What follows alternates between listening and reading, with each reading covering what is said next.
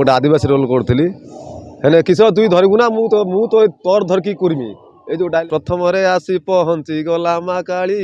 घंटा धूप रखी एबे मारुची मुताली आहा मारुची मुताली द्वितीय आसी पहुँची गले श्यामली हाड़ माउंस सबू पकाई बगिली आहा पकाई बगिली प्रत्येक जय जगन्नाथ सर्वप्रथम ओडावासी मोर परिचय दवा अधिका आवश्यक नहीं कारण मु जानी ओडावासी मानकर हाथ तैयारी कमेडी किलर धड़िया खाटी ओडिया यात्रा राणी सिंह बाहिनी 2 वर्ष है कार्यरत अच्छी सेटा अधिका कांदुवा लोकटा सी हसाए ना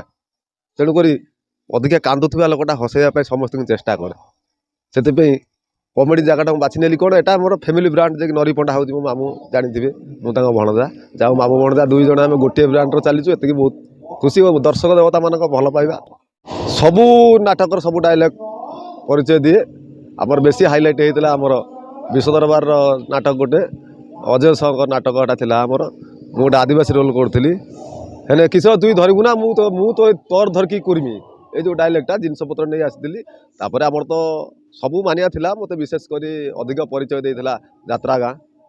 नुआ कर गढ़ी उठा बिना खुंट वाला पेंडल मानिया तो थिला हेतु सब झील पिला नहीं कि गोटे अलग वंदना थिला देखिए धूप धरी